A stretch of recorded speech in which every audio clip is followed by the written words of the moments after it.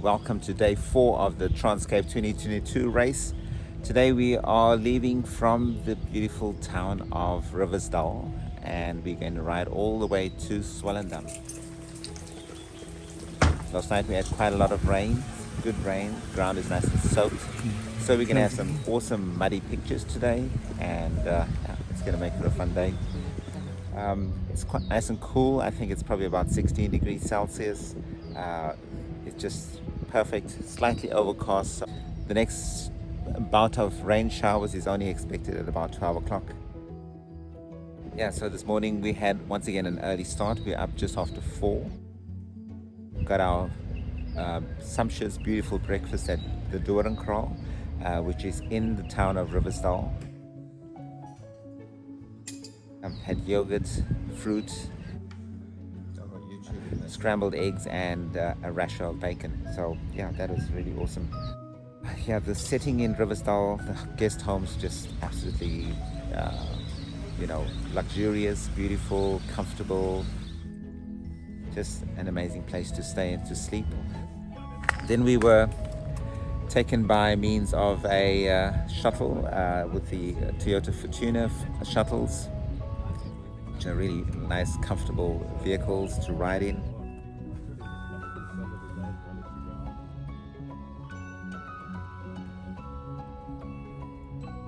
So they've dropped us off back here at I think it's called Keynote. Keynote means the nursery farm, I think, nursery. We will start the race in the next 30 minutes. It's now 6:30, so start is at 7 o'clock this morning. Here we go. 5, 4, 3, 2, 1, go! There we go! It's just been an absolutely awesome experience so far. Just totally loving it. It's really hard to explain how beautiful this race is. Once again, I've done quite a few races in different parts of the world, and yeah, this is just an amazing race. The others are maybe a lot more competitive, a lot more extreme, but the friendly nature of everybody in this race, as well as just the sheer beauty and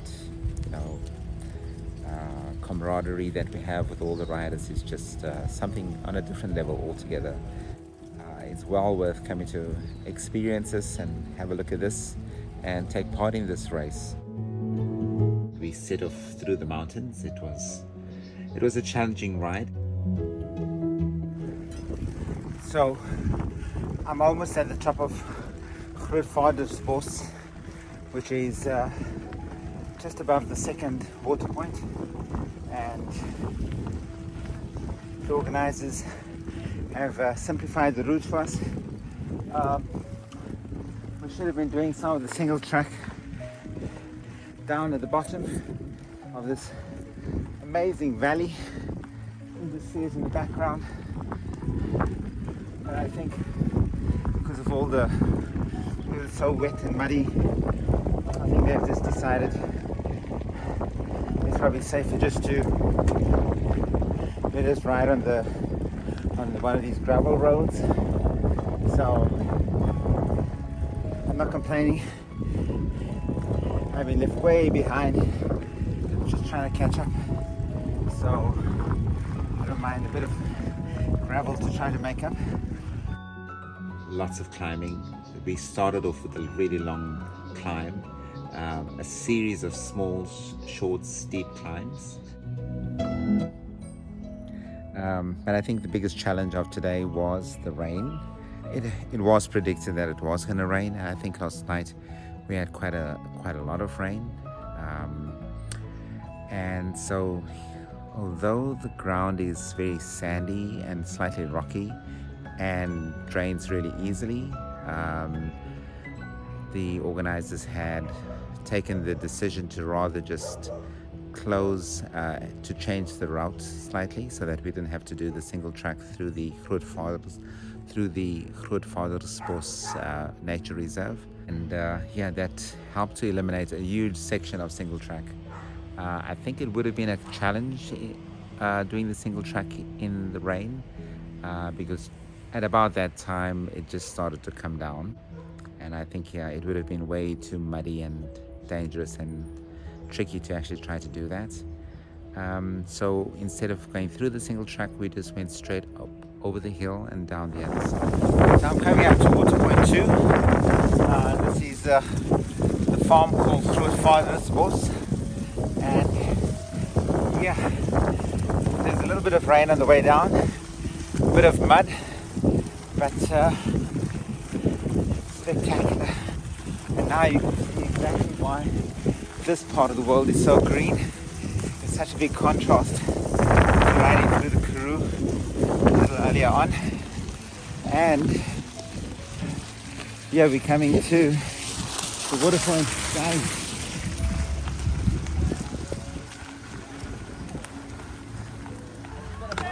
Roberto! What? You waiting for the mechanic? Bike service. I'm sure it's host down. Why don't you get us some food? And Thank then you, we'll thank go you. on the way down. Thank you. Okay, Rich, I'll go slowly. Hey, sweetie pie. How's it going? Nice. You're not even muddy. No, I had this thing on a Wi-Fi place. Okay. She's. Look at her. She looks like she just stepped out of a magazine.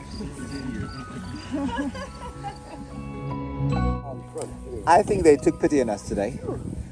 They cut out that whole single track section. And Still there. yeah, I think so. Because I think it would have been quite an interesting day if they left it in. You know when the rain started to fall? What do you guys think of this water point, eh? I just got here. So it was literally standing here, it was starting to plummet down. But because it was standing still, I thought, okay, let me put my jacket on and at least I'm not that cold. Exactly. Okay. So I think I might leave it on the downhill on now. Yeah. But after this, it's easy. It's what I heard. Is Yeah. one, Just one, go. Yeah. Just tiny little inclines, but that's only bad in the heat. The gravel roads themselves were still quite muddy and slippery, so some of those descents were a little bit hair-raising. There were huge puddles along the way that we had to go through, and splashing through those. Jacques Marais, of course, got some amazing photographs of everybody going through the puddles. But with that kind of splash, the mud and the sand and the dirt got into just about every part of our clothing and body. And yeah, we had to do some serious laundering afterwards to get rid of that. Robert and Jermaine fortunately slowed down at Waterpoint 2 and allowed me to catch up, and then they rode with me for the second half of the race. We went to the third waterpoint at Swellendam, and that was probably the most beautiful of all the sights to see. Who's having a brandy? Cheers, Robo. Cheers! Thank you. Tradition on TransCape. Brandy Coke. Awesome. They had the most amazing food to eat. Oh, that is so awesome. Carrot cake? Yes, please. I mean, which race do you get carrot cake? It's a bit flimsy. We then crossed one of the rivers. There was a little weir that we were allowed to go across, and somebody helped us with getting the bikes up the hill on the other side. And from there it was back along the farmland, going through all the farm roads, through some of the farmland itself. The rain was just consistent and coming down heavier with each passing minute of the day. So by the time we arrived at the finish line in Swellendam, we were all well and truly soaked. Thanks, Rob. It's all done. Finally ready. That was an awesome ride. Well done.